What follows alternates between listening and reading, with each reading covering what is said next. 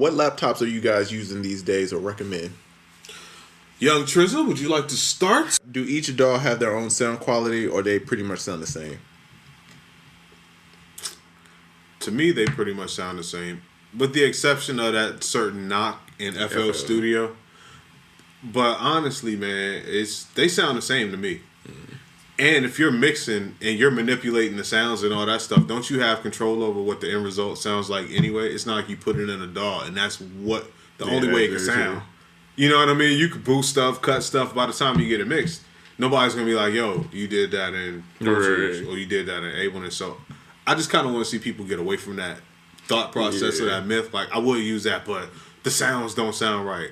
I'm like, yo, you got 6,000 EQs. Right. What do you act like you're at the mercy of the sound of this particular software? So my answer is no.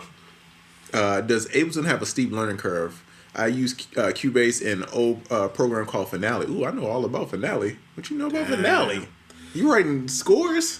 That's what Finale's for. It's like, for real? It's band music. That's what I want to say I heard of it before. Yeah. Damn. People used to write cadences and stuff like that in drum. Yeah. Ableton has a steep learning curve. It's as steep as you want it to be. You know what I'm saying? Like, if you just want to learn how to record and quantize and do the basic stuff, you could learn that in Ableton as fast as you could with any other thing. But if you want to go further, Ableton always has a further, where a lot of DAWs kind of just stop and this is what you can do. Ableton continuously has a further. Like, yeah, you can learn how to record, but you could do this when you record. You could do this. You could record like this, record like that.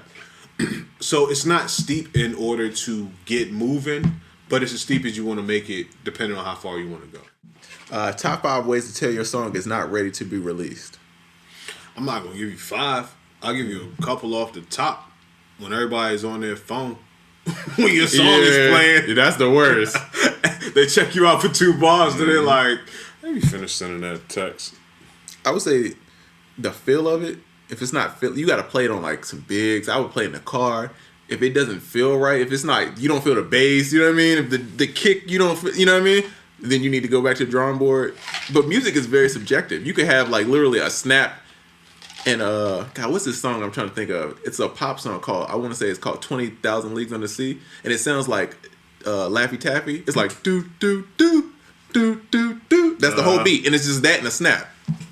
Hey. Bro, that's the whole song. So if I would have made it, I would have felt like that's incomplete. But with the vocals on it, it's a full song. You know what I'm saying? So good point. It's kind of, up for interpretation. But you know what sounds good compared to other stuff that you like. Get any beat to a level of -3 dB headroom. You still have you'll still have headroom in the future if you're looking to increase.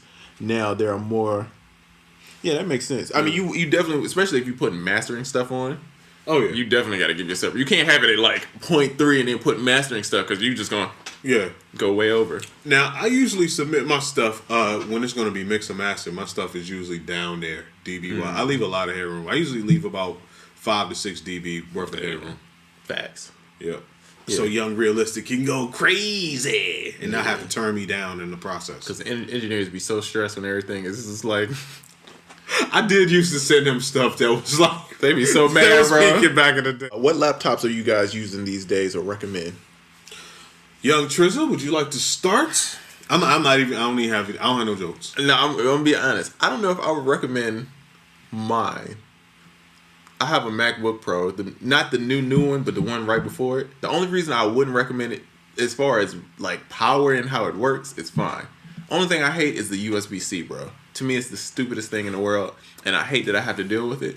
And I always forget my hub, especially like I'm gonna do the podcast or something. I'll forget it, and then I'm kind of just screwed. So that's why Apple's good. If you're a Mac person, I mean, you can't really go wrong with the MacBook, but it's not. I'm not like, ooh, MacBook like I was. You know what I mean? True. So that's my opinion. I am in here rocking the young Asus. My last 2 or 3 computers have been Asus, specifically the ROG series, Republic of Gamers series. You could check my website and go to Gear. I have my computer that I use actually on my site, so you could check it out, read the specs, buy one off my site if you want to. It doesn't matter. I got that. And it's a great time for me to point out, I got this crazy touchscreen monitor. I just got it yesterday. Shit is awesome. I think I'm gonna put that on my site too. If y'all are interested in this touchscreen and you want to get one for yourself, I've been testing it out. It's awesome. It's Operation Fake Slate that I got going on. Let me know if you want me to put that on my website so y'all can purchase it because it's fire. Yo, if anyone records vocals, y'all need to get what's that? Altron PDF 8 vocal filter. It's basically a Chaotica for dumb cheap. Ooh, I need. Oh, hold on. Screenshot. You got just what I need. Shout out to Classic for that. Yay.